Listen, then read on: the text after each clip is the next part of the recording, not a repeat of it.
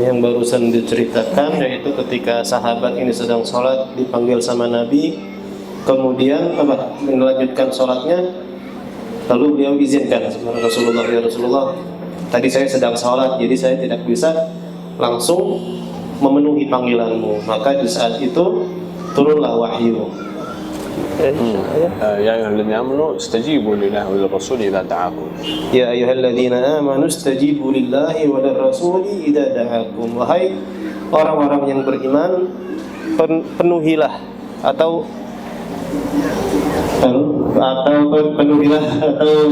serukanlah, jawablah panggilan dari Tuhanmu, dari Allah Subhanahu wa taala maupun dari Rasulnya yaitu Nabi besar Muhammad sallallahu alaihi wasallam ketika ia memanggilmu.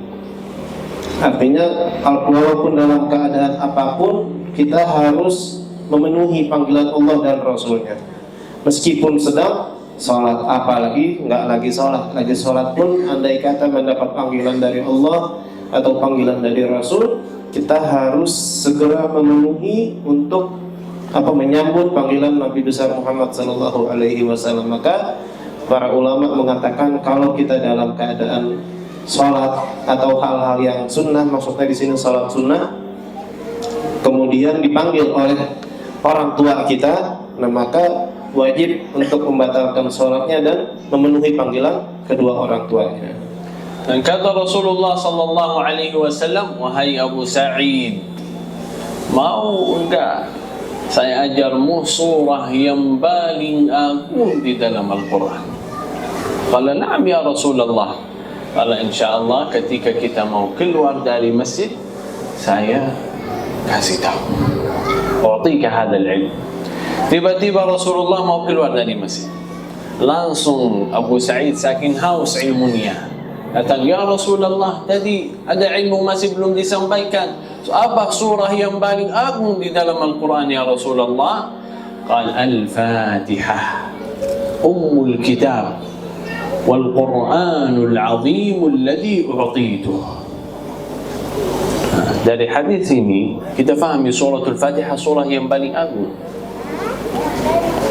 17 kali kita baca suratul Fatihah biasanya. Yang salat 5 fardu saja. Yang salat sunnah, qabliyah, ba'diyah, yang salat qiyamul lail, berapa kali bisa dibaca suratul Fatihah?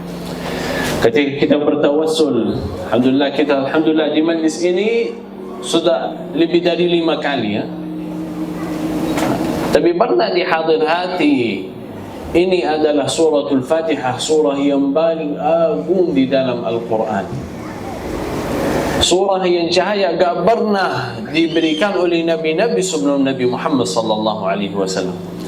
Fi hadis Nabi sallallahu alaihi wasallam an Abdullah bin Abbas, dua-duanya hadis sahih. Riwayat Bukhari, dan ini riwayat Bukhari. Abdullah bin Abbas radhiyallahu anhu sedang duduk di majlis sama Rasulullah sallallahu alaihi wasallam dan ada Jibril. Dan tiba-tiba ada suara dari langit. Suara pintu terbuka. Langsung kata Jibril, ya Rasulullah, inilah pintu terbuka, gak pernah dibuka sebelumnya. Dan ada malaikat turun dari pintu tersebut.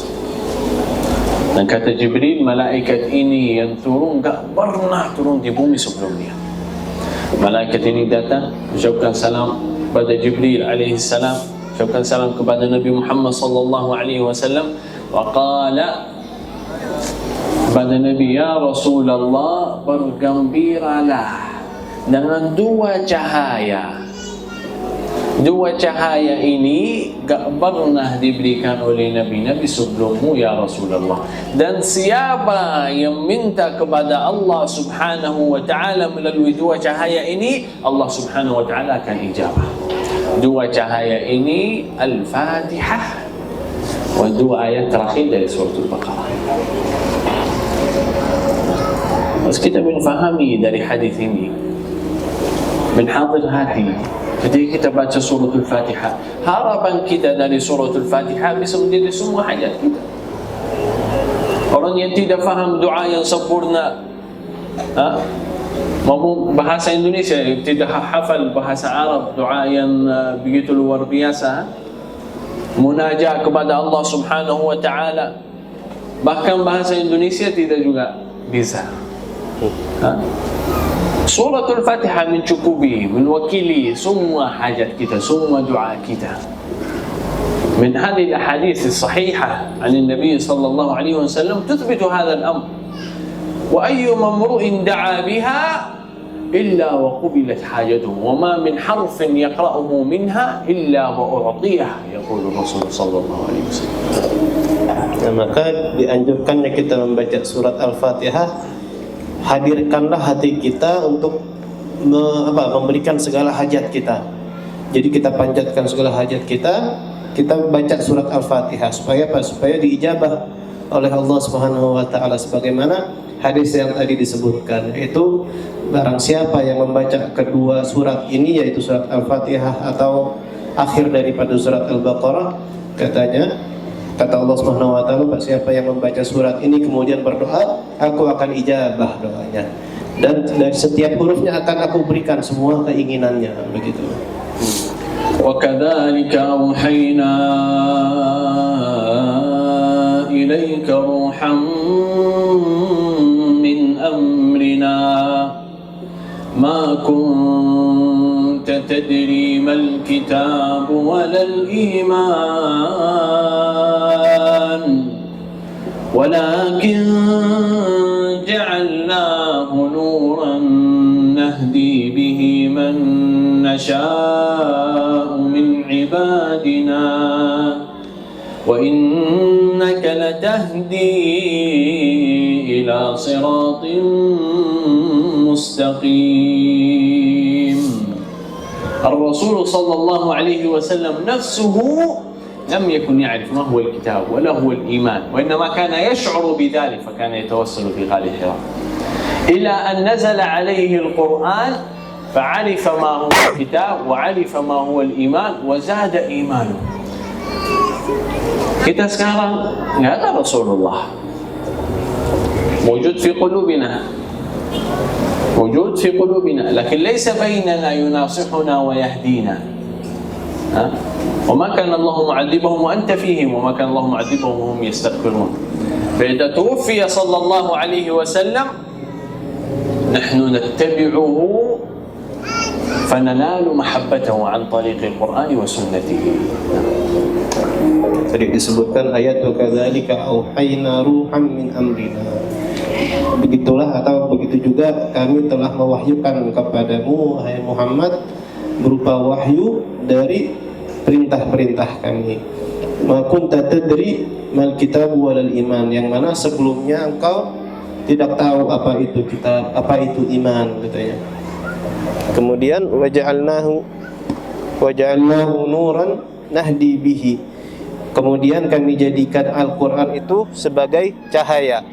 Kami jadikan Al-Qur'an itu sebagai cahaya untuk memberi petunjuk kepada orang-orang yang kami kehendaki, kepada umat-umatmu yang kami kehendaki.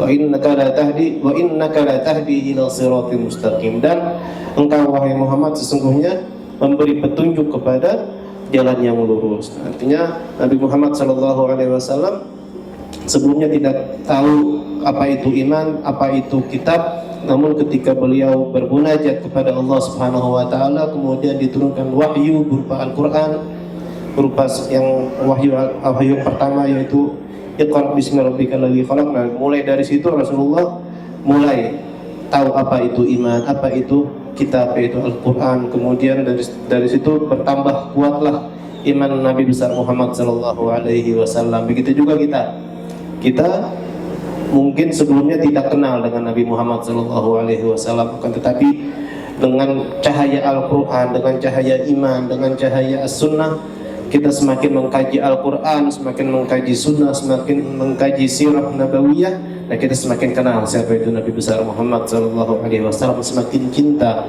Meskipun Nabi Muhammad telah wafat ribuan tahun yang lalu, 1400 tahun yang lalu, akan tetapi beliau ada di dalam hati kita sebagai umatnya, hati orang-orang yang mencintainya.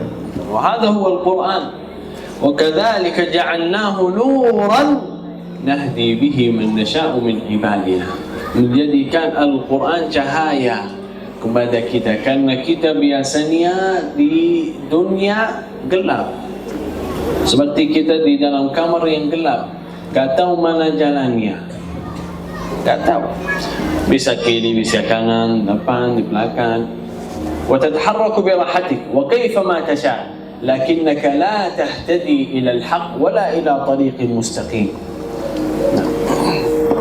Ibaratnya kalau kita hidup tanpa cahaya seperti apa? Kita hidup di satu tempat atau di satu ruangan atau di satu kebun gelap, nggak ada cahaya. Nah, kita mungkin dengan bisa terserah mau jalan kemana aja, tapi kita nggak tahu bahwa di situ bisa ada hal-hal yang berbahaya buat kita. Kita bisa nanti bisa kepentok pohon, bisa nanti di situ mungkin ketemu binatang buas, bisa ketemu ular dan lain sebagainya. Akan tetapi kalau ada cahaya di situ, ada lampu yang meneranginya, kita tahu, oh ini ada pohon. Kalau saya ke situ, saya bisa kepentok pohon, bisa kejedot pohon. Kalau di kamar misalnya, nanti bisa terkena beling dan lain sebagainya. Nah, ini dengan cahaya ini akan memberi petunjuk kepada kita ke jalan yang benar, mana jalan yang benar, mana jalan yang harus kita lalui, mana jalan yang tidak boleh kita lalui.